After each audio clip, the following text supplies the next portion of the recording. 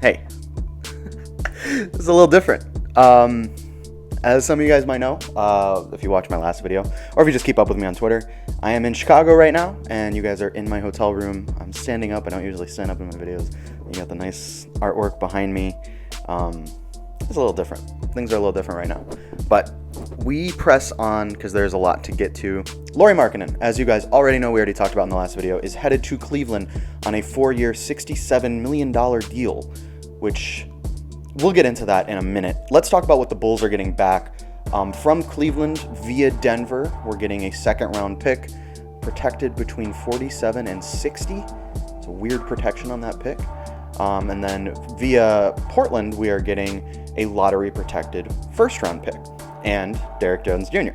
So a nice little return for a player in Lauri Markkanen that we were all just kind of ready to be like, yo, go wherever you want. We're done.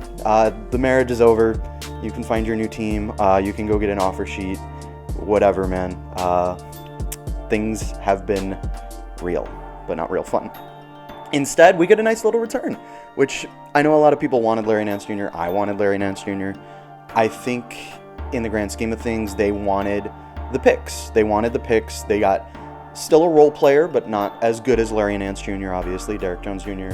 is a defense-first forward. He's going to be kind of similar to Troy Brown Jr., but the dude has hops. It's going to be Lob City with him and Zach catching lobs from Lonzo, DeMar, Vooch. We got a ton of really good playmakers and lob throwers and a lot of good dunkers too. So that is the return the Bulls are getting, and I think it's fair. I think if you look at the value of Larry Nance Jr. as a player, it's about equal to getting a lesser player, but also a first and a second, if that makes sense. The value was almost equal there. I'd say the Trailblazers and the Bulls kind of came out equal at the end of this trade. It was kind of a win-win for the Bulls and the Trailblazers. The Cavaliers, on the other hand, man, I don't know what these guys are doing, bro. Like, you're going to bench your top 3 pick for Lauri Markkanen? Or you're going to bench Lauri Markkanen, who you just gave $17 million per year to? I don't know. And they still have Kevin Love, and they got to figure that situation out. I'm not going to sit here and crap on Lauri Markkanen. The guy's gone. We knew what he was good at and what he wasn't good at, and we all kind of agreed that it was time for the team to move on. I'm hoping that he does the best he can do for the Cavs. I wish the guy the best, but just not the fit, in my opinion. Not the right move for him necessarily. If he wants to revive his career, he didn't like losing in Chicago. He didn't like it being a developmental team. He didn't like playing with a bunch of young guys. Well, all of those things, that's Cleveland. They're not ready to contend, and they have a ton of developmental players, and I mean, that's the move he made. So, best of luck to Lauri Markkanen. I don't fully understand it, but maybe it's just not for me to understand. In terms of fit, I don't see it, but in terms of culture, in terms of environment, I don't see it. But you know what? Derrick Jones Jr. immediately is going to be competing with Troy Brown Jr.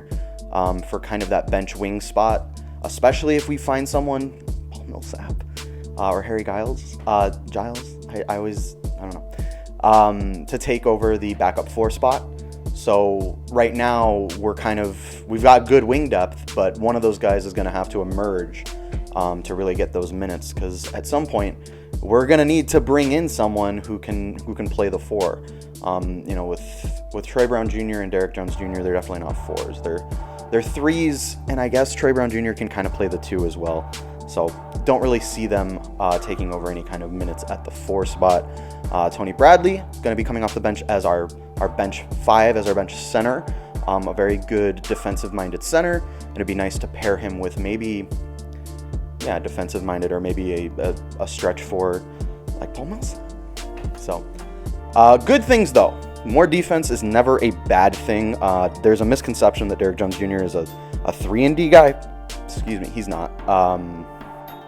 Dude is not a three-point shooter, not much of a scorer in general, unfortunately. He'll benefit from having so many good scorers around him, I'm sure, but not his game. We're going to ask him to play some good defense and catch some lobs, like I mentioned already. The other news that came down yesterday, later in the day, was that Zach Lavine is leaving his old agency. Okay, that news came down from Casey Johnson. We're like, okay, contract year for him. He's due for a max extension. He's going to be leaving his agency to join Klutch Sports with Lonzo Ball, and you guys know the name, Rich Paul, LeBron's agent, famously LeBron's agent, but also of Klutch Sports. So the rumors started that the Lakers are going to get Zach Lavine, LeBron's going to bring... No. I think what it tells you is that the Bulls and Klutch Sports have a relationship. Lonzo wanted to be in Chicago. I mean, the tampering shit, the investigation is still ongoing. We don't know the outcome of that quite yet, but clearly there's a relationship there. That's all I'm going to say. And Zach Lavine wants to get paid. He's going to get paid. The Bulls can give him the most money, and the Bulls have already committed to him long-term as the centerpiece of all of this. Trading for Vooch, trading for Lonzo, trading for DeMar, signing Alex Caruso. Like, all of these things are for him. All of these things are to build around him. That was the question when Arturas Karnisovas and Marc Eversley took over was, is Zach Lavine the centerpiece, or are we trading him away? Are we making a move to do a complete and total rebuild? Those were the questions that we were asking, a year ago. But now they've made a commitment to Zach Lavine, and once again, they can offer him the most money next offseason with that max contract. So that is what I think is going to happen. I think Klutch Sports, is an enticing up-and-coming sports agency for a player who's about to get paid. And I think Zach Lavine, the Bulls, Arturas, Marc Eversley, Rich Paul, they all know this. They're all... And we want to go back to the tampering thing. Like, these guys talk. They all know the game. They know the game. They know what Zach wants. They know what the Bulls are trying to do.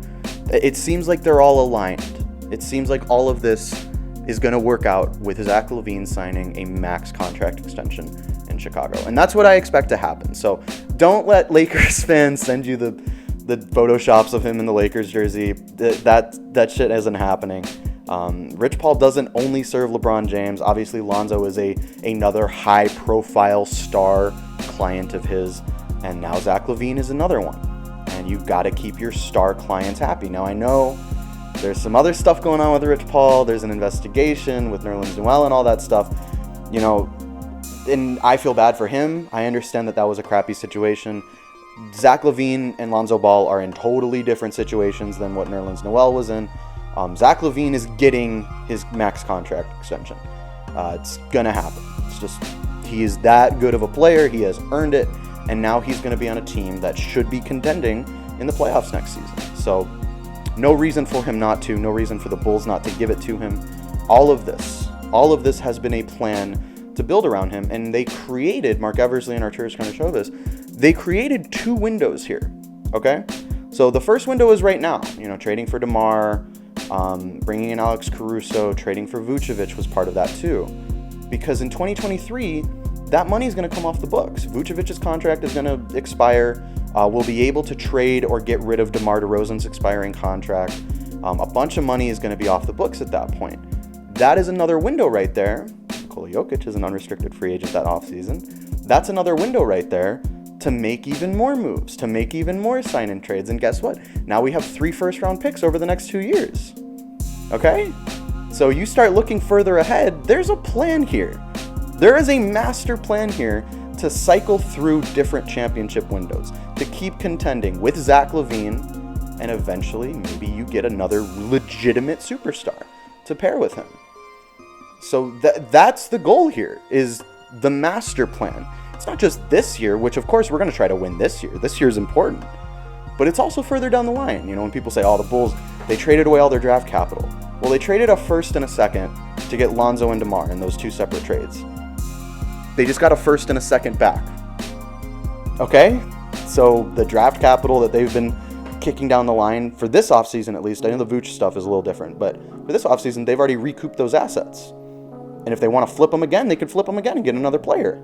Or you keep the picks and, draft someone and develop them. And Patrick Williams is a big part of this. Patrick Williams is a key of this. Because if he develops into the star that we're hoping him to be by 2023, okay, you can re-sign him and you can go out in free agency and get another star. So there's a big plan here, guys. A lot of it does hinge on Patrick Williams developing into the player that we all hope he can be. A lot of it hinges on Zach Lavine continuing to improve his game and possibly becoming, I keep saying, an MVP caliber player. It's not something that we can dismiss anymore. It's not a joke. Zach Lavine is going to be playing with players that will help him get to the playoffs.